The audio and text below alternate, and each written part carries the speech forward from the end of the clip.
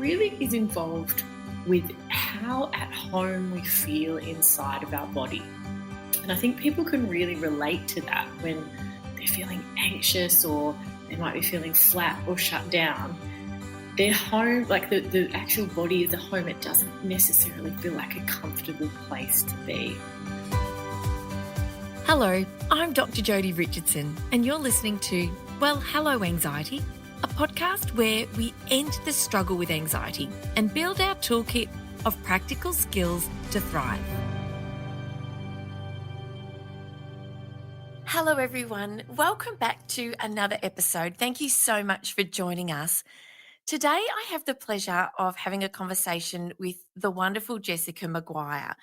Jessica is a trauma-informed physiotherapist, and she's passionate about helping people to improve the functioning of their vagus nerve.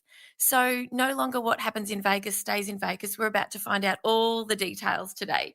The wonderful thing about Jessica is she's so incredibly passionate and brilliantly informed and wonderful at the way that she shares everything that she learns through her masterclass and through her online course, as well as through her YouTube videos, which I've had the pleasure of watching many of over the past few weeks.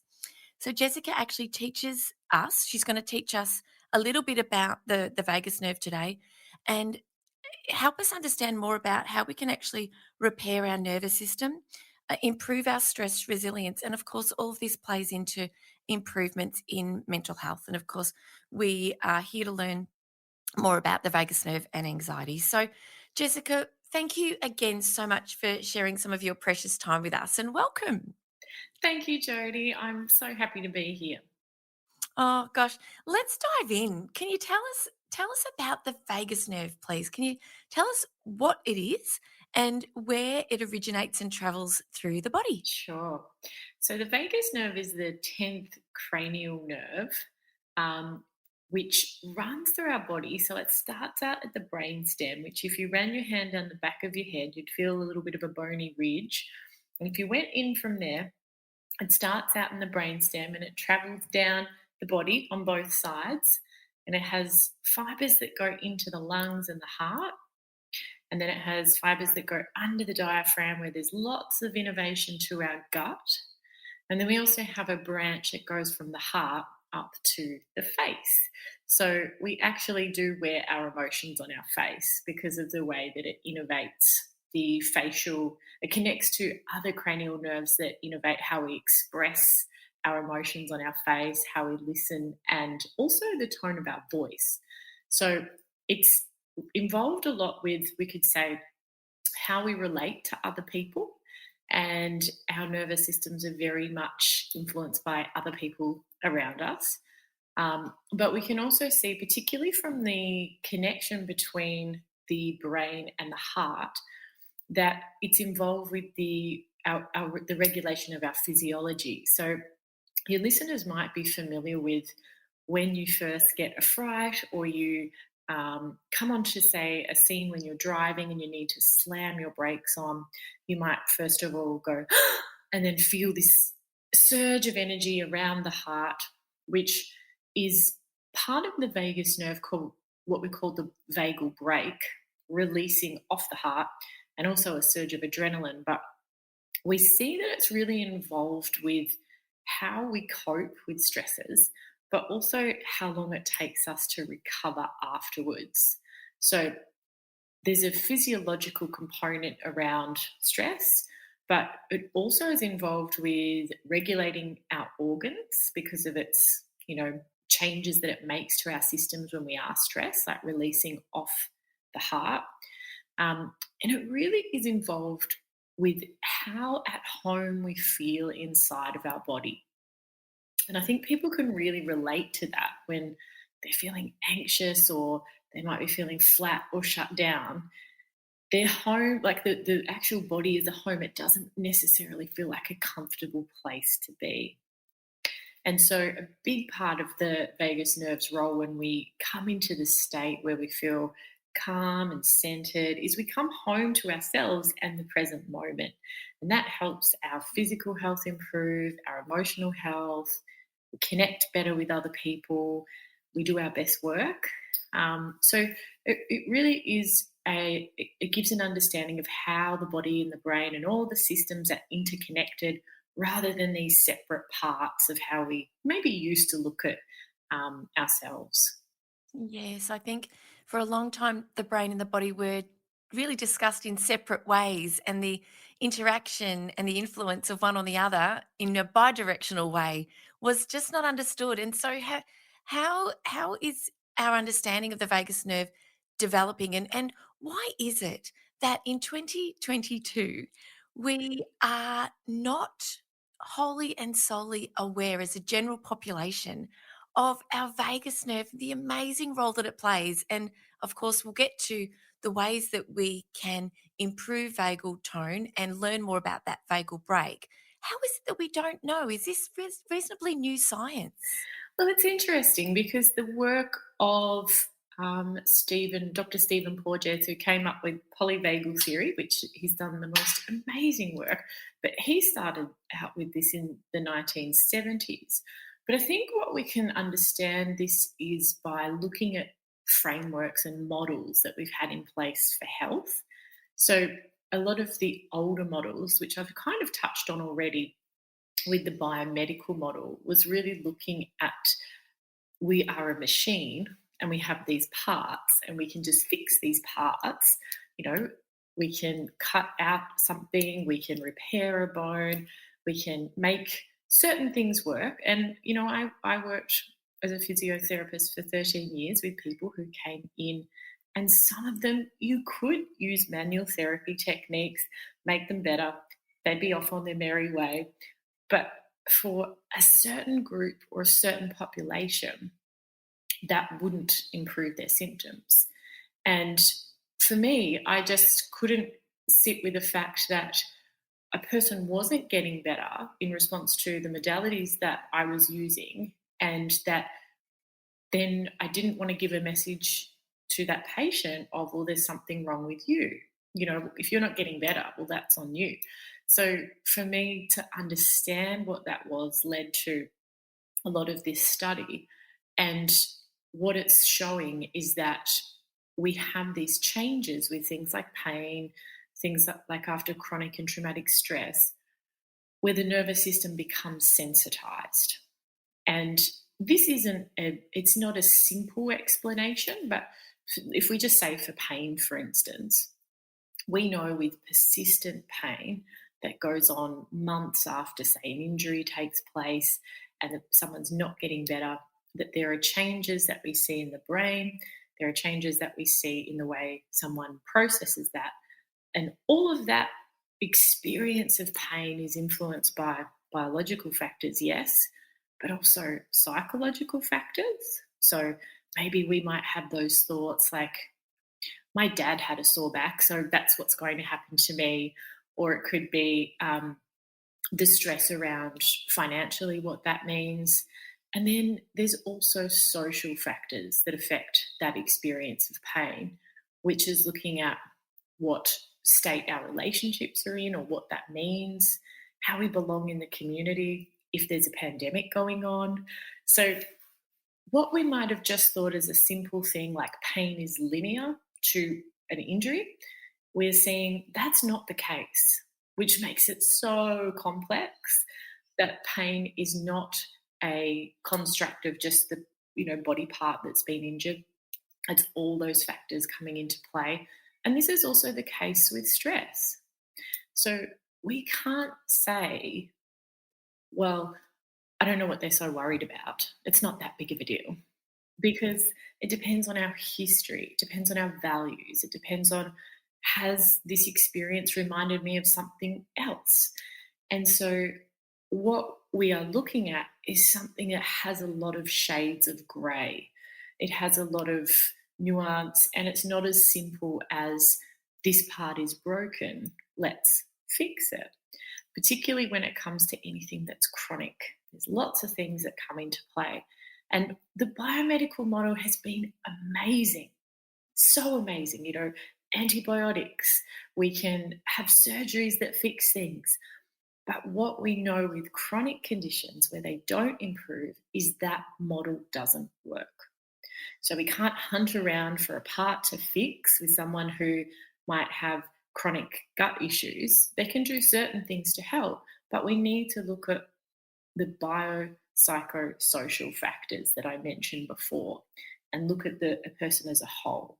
Yes, you have just touched on something that we've been dealing with here in our own family with our daughter. She has we have some answers, so the biomedical model has given us some answers, but the road has been long in terms of her gut health. Mm. And what we have found and what I noticed was that she was missing a lot of school because she was feeling so unwell for a Mhm. long time. But I was observing that, so from a biological point of view, we were having tests, gastroscope, the biopsy with the gastroscope, the MRI for the headaches, the transabdominal ultrasound for the gut, for the abdominal pain. So we were going down that pathway. And so from a biological perspective, yes, we were addressing the issue and trying to get answers. But from a psychological perspective, I was able to observe that that was going downhill for her because she was not connecting and doing the things that she normally does that really give her a rich life, her singing, her basketball, seeing her friends, being at school. And from a social perspective, I started to see changes as well in terms of the reaching out of friends after school when they'd finished their school day. And so from that holistic perspective, I was able to, and once we knew that there was nothing really sinister, we still hadn't got to the bottom of it, but we had to work really hard and really stay very strong with the view that you have to get back to school because we're going to sort this biological problem out, but the psychological and the social challenges could exist way beyond, the time when the gut actually heals and repairs, and that has bigger implications for life as a whole. So it's so interesting that you've touched on that. That's been our experience, and I was able to sort of see it for what it was once I could have got out of the trenches. Mm. Um, so when it comes to stress and anxiety, which can be chronic for people, could you share with us, please? I've heard you, because I've watched so many of your amazing videos. I've heard you speak about how stress isn't always bad. I think Mm. that's really important. Perhaps we could start there. What's the difference between sort of how does stress differ from anxiety? I think that would be a really beautiful differentiation to make as well. And then maybe we could talk a bit more about the vagus nerve and anxiety. So Sure. that's three questions in one. That's Let's all start right. with I think I've why got is that. why is why is stress not all bad, not all the time? When we look at what happens with stress, and people can probably feel this in their own physical sense, is we first of all get this mobilizing energy come into our system. So, as I said, there's the release of the vagal brake. So, just to give people a little bit of an understanding with the vagal brake, if you imagine that you're riding a bicycle downhill and you would be going quite fast, so you'd keep a little bit of the brake engaged just with your fingers at the handlebars there, and you'd keep it in check, let's say, with how fast you went. Well, the vagus nerve is doing that for us all the time. So it has an effect of dampening down our physiology, where it goes from the brain to the heart, or the sinoatrial node of the heart, which is like our pacemaker. And this, from an evolutionary point of view, helped humans move from being more in fight or flight or freeze into being able to work collaboratively together to cooperate, and that's the people who thrived. So it makes sense how it came in. But when I want to say I want to we're having this podcast interview and I'm so passionate about it and I love it, that my vagal brake will relax just a little bit, and that will let that mobilizing energy in. So, when we feel passionate, when we feel like we're working towards a goal, we want to make something happen, or it could be the state of play, where I feel that mobilizing energy, but I still feel safe, or I still feel comfortable. Well, if we were to face a challenge that required a bit more of a push, let's say I needed to deal with something, make a difficult phone call, um, I could let off a little bit more of that brake, and that mobilizing energy would come in, and that would help me to perhaps overcome what my fear would be about around doing making that phone call. And then after the phone call was off, the vagal brake would re-engage. So I return back to this baseline. And what that means is that stress is really only our mind body system mobilizing energy to help us cope or face or demands or meet challenges. And that's a good thing. It's part of life. So to allow that process where we can let the energy into our system and re-engage our vagal brake, we call that allostasis, when we come up and back down. And that's with a lot of systems in our body where we move away from the set baseline and then we come back again.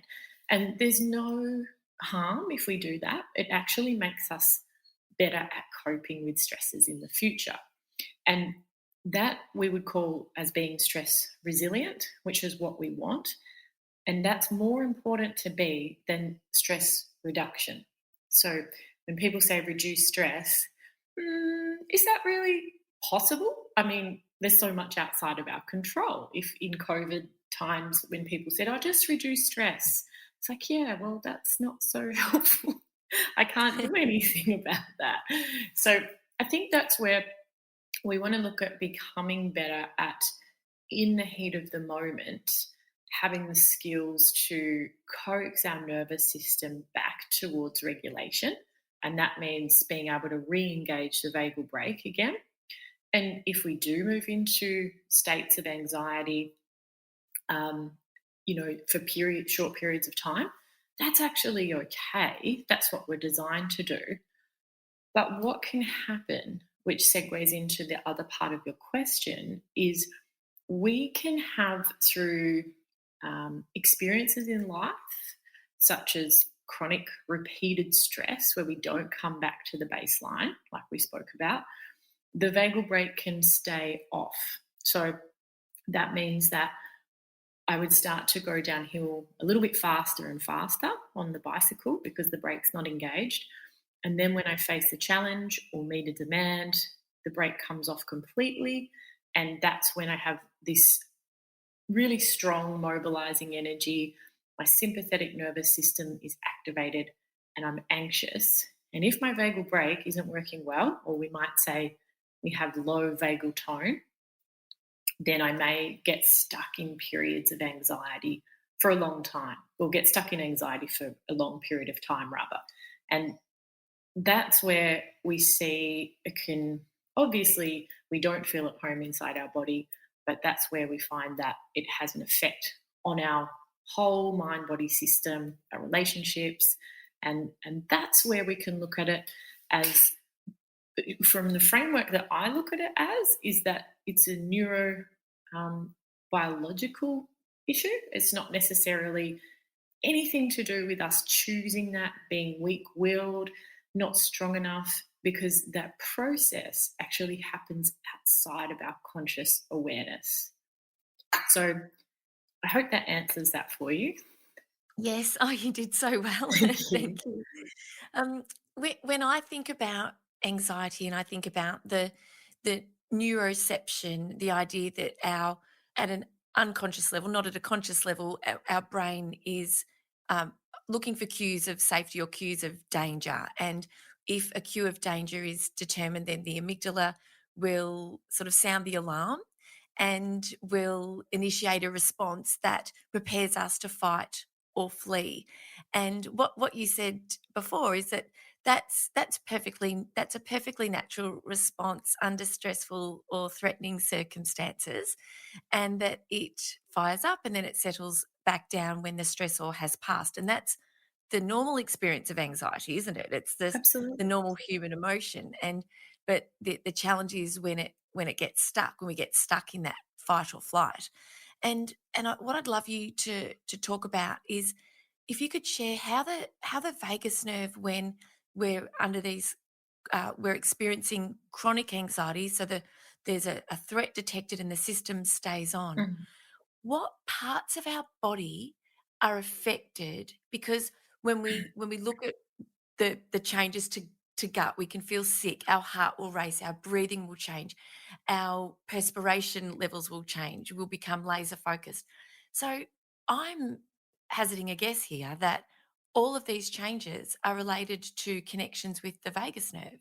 Am I Yes, right in yes, saying? absolutely. So that detection, so if we go back to neuroception, which is that process of detecting if things are safe, dangerous, or life threatening, and it's happening in centers that we're not conscious of, we have that information that informs neuroception coming from our interoceptive system. So that's interoception is our eighth sense. That's how we feel in our body. And it's the vagus nerve plays such a key role in interoception. This is really closely linked with anxiety, but we can come back to interoception because I get a bit excited about that. but it, Your vagal break's coming off. yeah, yeah, exactly. We'll be here for 2 hours, so I'll come back to that. But those signals are carried up to the survival brain, and also from what we see, hear, taste, smell, all those senses that come in as well that inform our survival brain or the amygdala if we're safe or not. And so then there's a loop. So 80% of the fibers coming up inform the brain, and then the survival brain makes its assessment, and then it changes those 20% of the fibers that are coming down into the body. So when we think about how the vagus nerve travels or where it's going, we said the vagal brake. So definitely that release of the heart.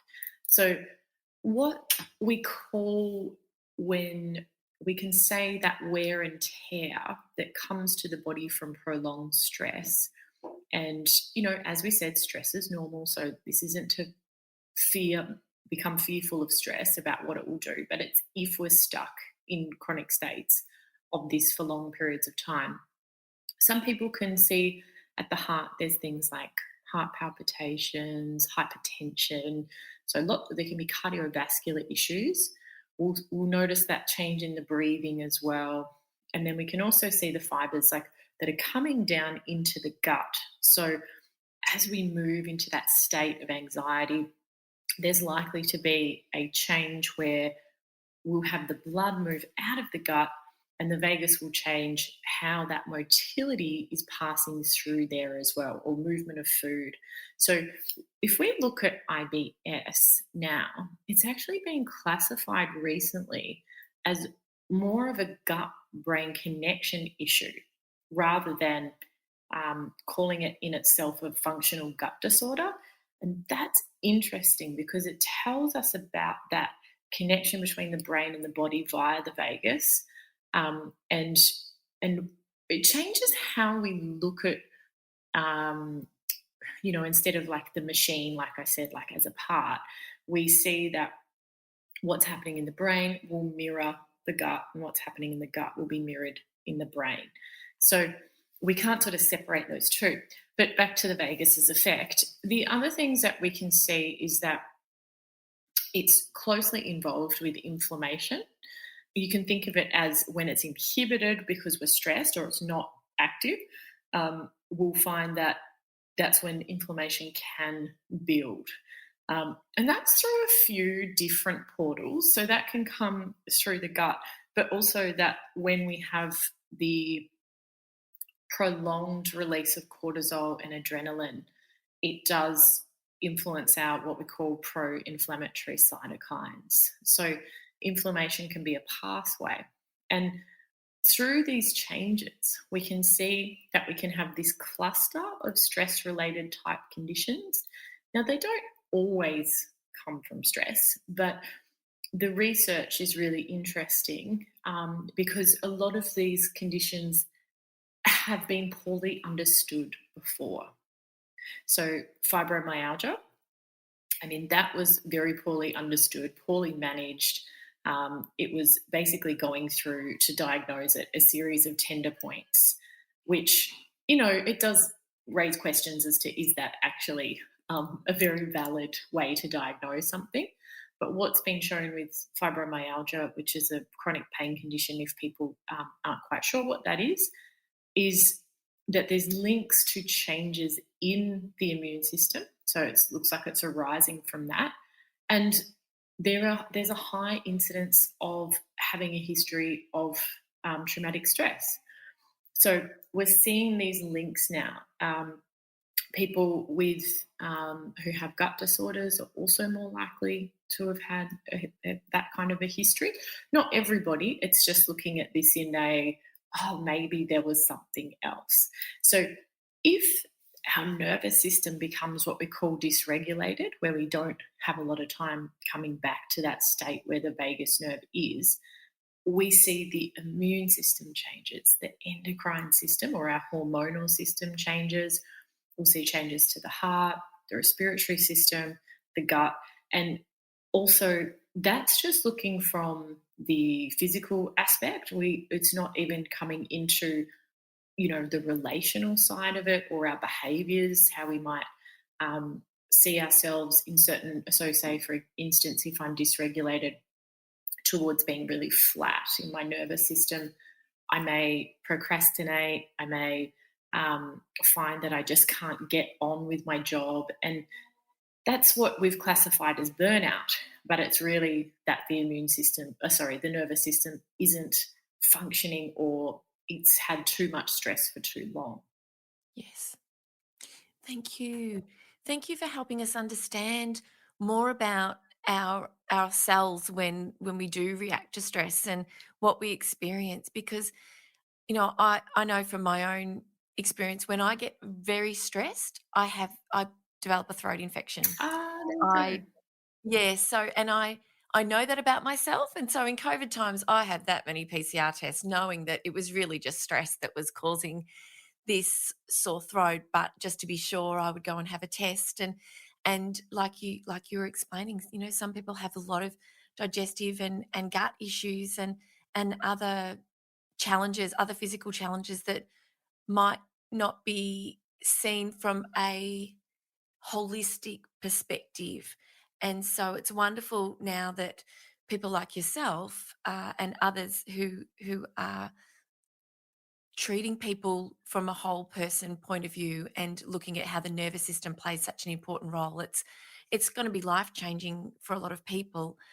One of the things that we've talked about, you've mentioned, of course, a handful of times, is the vagal brake and vagal tone. And low vagal tone relates to less ability to regulate, and I'm right in drawing that conclusion. And so, if you could please talk to us about how does low vagal tone uh, impact us in terms of our anxiety and stress, Mhm. and what can we do to change it? Sure. I love the term vagal tone because it links to a little bit like, if we say a muscle is working well, it has good tone. So we can say if our vagus nerve is working well, we can say it has good tone. Um, and that's often assessed by looking at the variations in our heartbeat. So the heart doesn't beat like a metronome, it has changes. So it will beat faster and it will beat slower. And so we can look at that when we breathe in, there's a little bit of a relaxation in the vagal brake. So our heart speeds up. And when we breathe out, the vagal brake re-engages. And so we can see that our physiology or our heart rate will slow down a little bit. So there's a lot of science coming out around breath work and how we can use the breath to help, which is great. We just probably I find that it's useful to understand that there's not one practice that we can use for this. So people say, what's the best thing I can do to improve it? The process that really leads to the best result is what we call attunement. So that's where the tool or the resource or the intervention that we use will attune to the state of our nervous system. So, for instance, breath work when I'm panicked is not a good idea. So, if I'm really panicking and I start trying to do slow, deep breathing, it can actually make panic worse. So, we want to just have this awareness of knowing where we are in our different states and what tool works the best. But we can certainly see that over time, using breathing techniques can help improve that heart rate variability. But I say that again with a grain of salt, it depends. And then when we look at trying to or how we can make that connection to our vagal brake from heart rate variability, some people think, well, do I need to go and get my heart rate variability measured? And there are some apps and things that are coming out, but the gold standard is an ECG with the electrodes on the chest, and we look at someone's breathing, and then we map that out and take data. Well, that's not really necessary to know. The signs will be often a group of conditions rather than just one. So there can be like the prolonged anxiety, or for some people it's prolonged flatness, where we feel, I've touched on this a little bit by saying we might feel like we procrastinate, or we're really exhausted or burnt out. Or some people oscillate between the two of those, unfortunately. It can be things like having insomnia. So the nervous system won't let us go into that sleep or wind down the sympathetic activity to get to sleep, or we wake up. We can have chronic constipation from the gut motility slowing down. And often a lot of tension in the body. So it might be the shoulders, the neck, the jaw. And then our gut can also swing the other way. So we know for people who tend to be really flat and go to almost a shutdown, they can have loose bowels.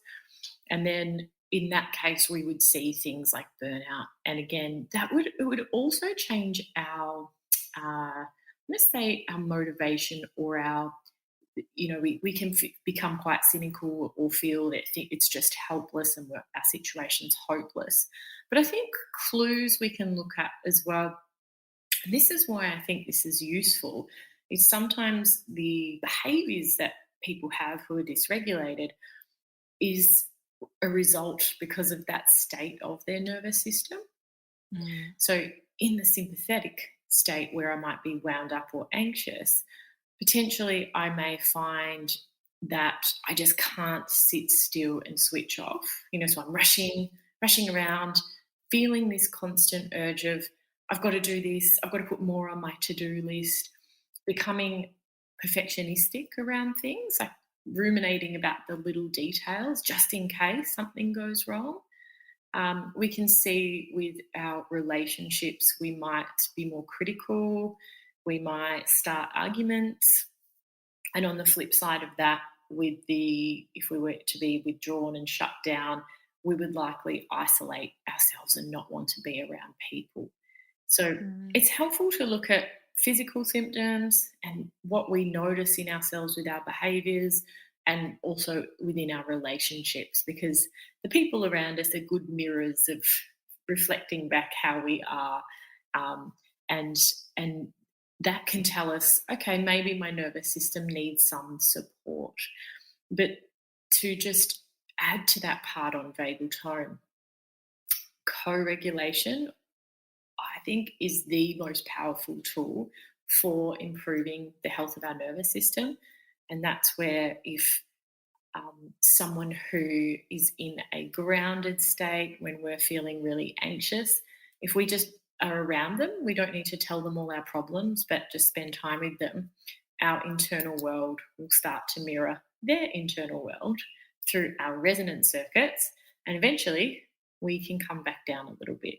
So co-regulation is such a powerful tool, and that can be with family members, can be with health professionals, can be even with a dog. There's wonderful research with animals now. So I'm a big fan of co-regulation, and I think we've pushed a little bit more to say don't be codependent, but this isn't the same as that. This is healthy ways that we interconnect with people, and really we can't separate ourselves from our families. We can't separate ourselves from what's happening in our communities either.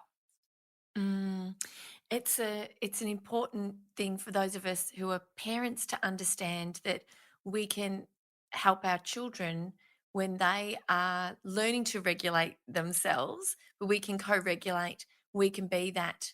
I mean, it depends. We can be that grounded person for them, but not all the time. Because if we don't take care of our own selves and we're not in the right state, then we're not necessarily positioned to be able to support those around us. And so it serves us well as individuals to take care of our nervous system, but it also serves those around us who we want to care for. Absolutely. Yes. And children aren't born with this capacity to regulate themselves. They're dependent on their caregivers. And we see this a lot now I see it a lot on social media about a lot on parenting and what your parents were like.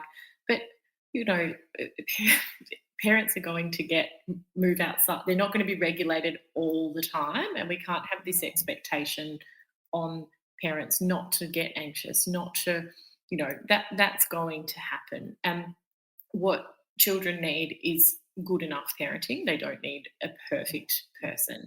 And just to cut that slack, because I can see a lot of anxiety for parents creeping in around, oh, but I, have been really stressed with work, and it's just most of the time how we are from what the research Yeah. shows.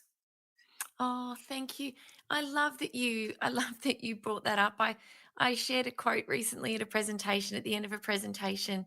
There's no one way to be a perfect parent, but a million ways to be a good one, Yes. was the Yeah, quote. I love that. Oh, that gave me And goosebumps. I think that's really oh, lovely because It's we it's can, really beautiful, isn't it? Yeah, yeah. sorry, I didn't mean to cut you off. Yeah, it's so true because we are human, and we do have, there are always things to do. There are always things for us to do. And I think that we can wait. We can often think, "Oh, I'll be okay when. I'll be okay when I get all those things done, when I clean that up, when I take care of that, when I get that repaired, when I return that to the shops, when I. Mm, And I think that if we can have an understanding that as adults, there's always going to be things to do, but in the midst of that, we can learn to take good care of ourselves so that can we don't have to wait until external factors are in alignment, because like you say, there's so much out of our control, but we can in the midst of all that, we can start to tune in to where we're at and what we need, and give ourselves what we need, and then everything that's external to us becomes easier to cope with, doesn't it? We're less critical. We don't notice as much of the mess and the flaws and the other challenges in our lives. So it's counterintuitive, isn't it? That we don't need to wait till all that's sorted to look after ourselves. When we look after ourselves, that doesn't bother us as much. absolutely, absolutely. And that even ties in with what we're saying with, if we look at that from a nervous system perspective, if we're in that sympathetic state where we have this mobilizing energy of hurry, hurry, hurry, we feel like we've got to get everything done to be safe, which we Yes. just, it's like you said, that, that it never really gets to the finish line, because then there's always something else. Oh, there really is. There really is. And it's just a recent uh, acknowledgement that I've arrived at, just a recent understanding that I do, like most people, I think of all the things that need to be done. I write them down, and I it's just this recognition that this is the way life is, Mm. and we have control over certain things. We don't have control over others, but there's a lot that we can do to take good care of ourselves. And I think too, one of the things that I know that stress and anxiety can really stand in the way of are people making decisions about doing the things that are really important. And there can be this idea, and that was me for a long time before I learned to manage my anxiety, and also to bring my anxiety with me to do the things that really matter. And so, yeah, they're really important lessons, I think. And no matter how old you are, coming to those conclusions, it's a bit, it's disappointing to know that the to-do list never ends. Once we get over Well, that. maybe someone might figure it out one day, but for me, there's Yes, Yeah, yes, it's yeah, knowing what's a priority and um also making sure that we don't wait for all the ducks to be in a row to do the things that we really want to do. But one of the things I'd really love you to share a little bit about, because I've got this picture in my mind that let's see if together we can create a mental picture for our listeners today sure. of the polyvagal curve, the bell curve. The top third of this bell curve is the red, the dorsal vagal, and then the central third is the yellow fight or flight, and then the bottom third is the ventral vagal Yeah, and the green zone. yeah, So I can actually what I'll do in the show notes is I'll put a link to this some of this information which comes from Dr. Stephen Porges. Could you please? So one of the things that I'll often say when I talk about polyvagal theory is the idea that we can oscillate, we can dip into the fight or flight and come out of it again. And if it's not prolonged, it's not chronic, we're equipped to cope with that. But if we get stuck, that's a challenge. Can you talk to us, please, to talk a bit more about not only the fight or flight, which we've obviously spent a bit of time talking about, but the dorsal vagal section of this curve when arousal just comes so high mm, that we go into that sort of shutdown. sure. Yeah, I think, Jodie, it might be useful to go with the traffic light as a visual so that people can see that now who are listening, just in case they haven't seen the bell curve, but they can, it's the same situation, you can carry them over to both. So we've talked about when the vagal brake is active, we've talked about that green state a little bit, but I'll just add another part to it so that we cover the social engagement system too. But when I'm in that, say, green state, I will feel what we've said, like comfortable in our body, we'll feel at home, but we're really primed for connection with other people. So my voice will have prosody. Now, we often think that someone who is calm has probably got a soft whispery voice like this. But when what actually gives us clues is that there's changes in rhythm and pitch. And so we hear people do this with babies or their pets where they start singing in it or talking in a sing-songy voice like this. And that intuitively is a way to co-regulate with other people or connect. So we kind of do this anyway. And the voice gives clues like, for when we're nervous or talking, we might hear our voice tighten up like this and we take a few words. But when we're in that ventral state, our voice will have prosody and the muscles of the middle ear will be primed so that we detect the sound of human voice. So it will be that even if we were in a crowded room talking, I could really concentrate or hone in on your voice, even to tune out all those background noises.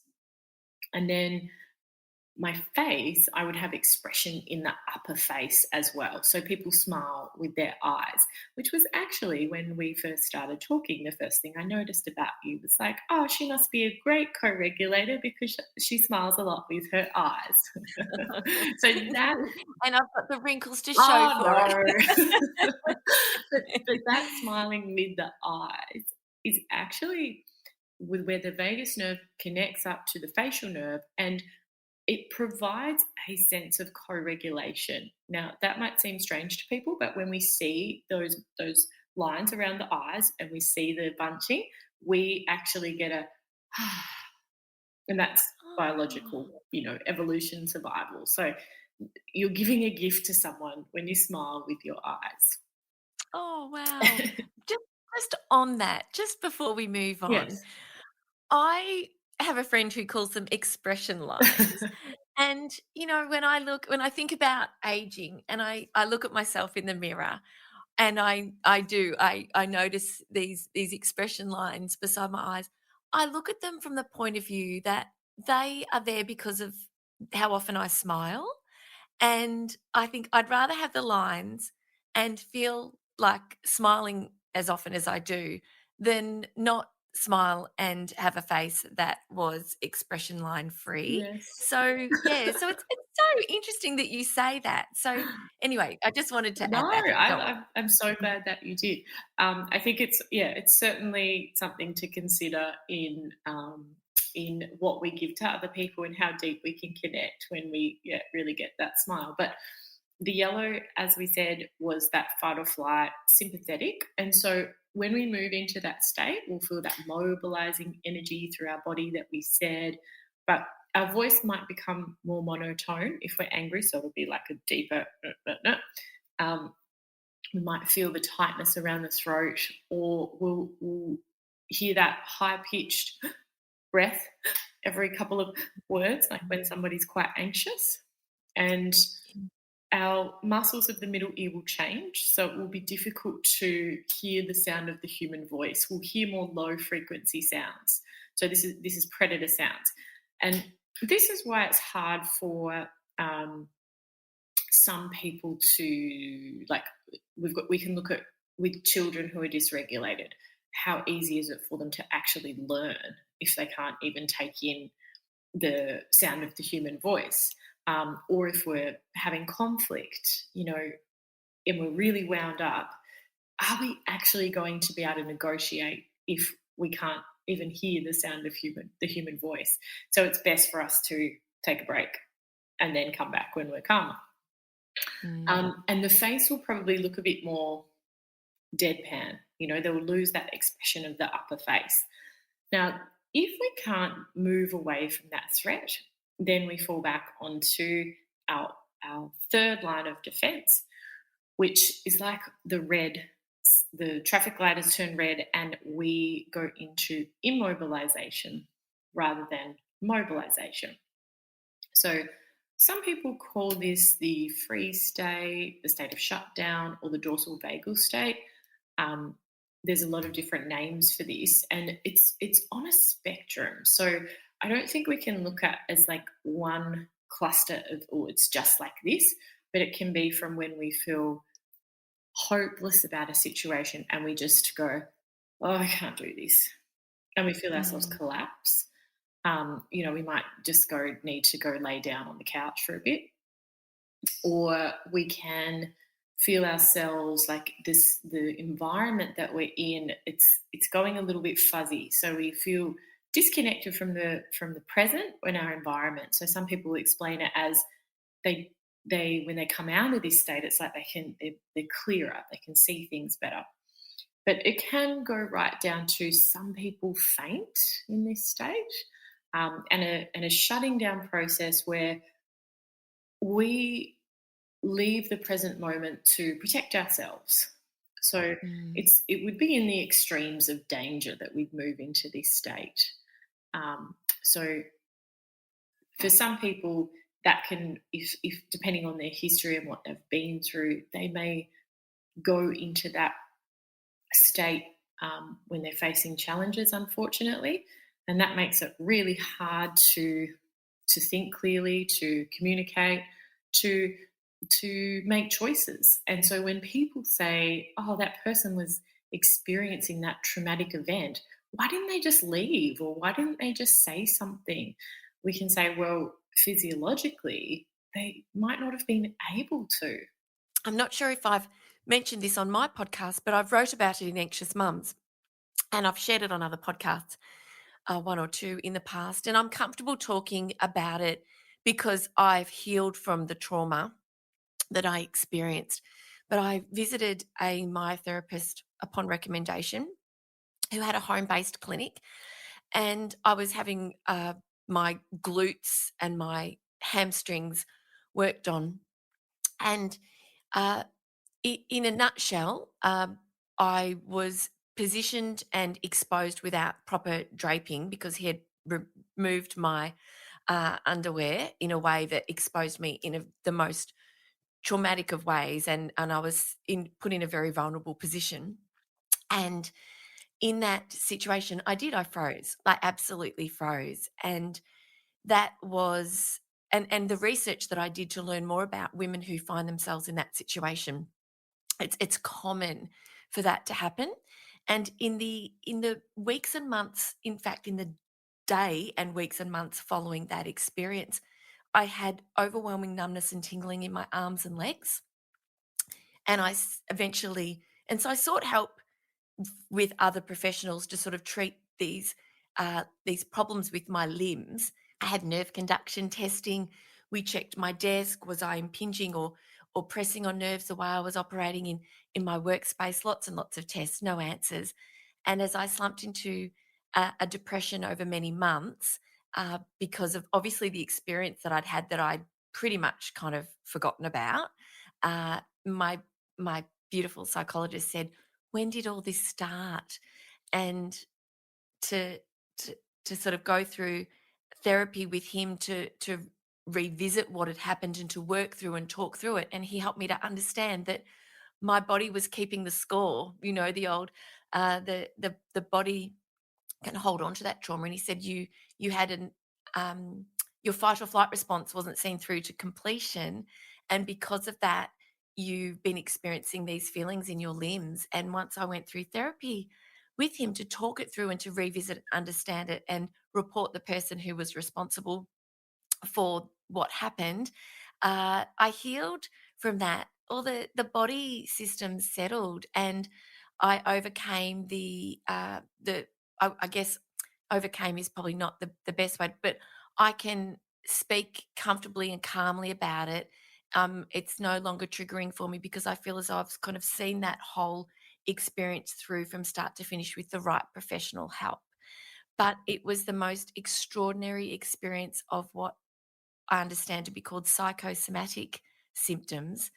And like you say, that idea of going into freeze and just not telling the person where to go and getting up and walking out and defending yourself. It's just something that I can say I've experienced. I'm glad that's in the past and I can speak about it like this now. But it was a really, really difficult time, and I'm not the only one who's had those types of who has those kinds of stories to tell. Mm.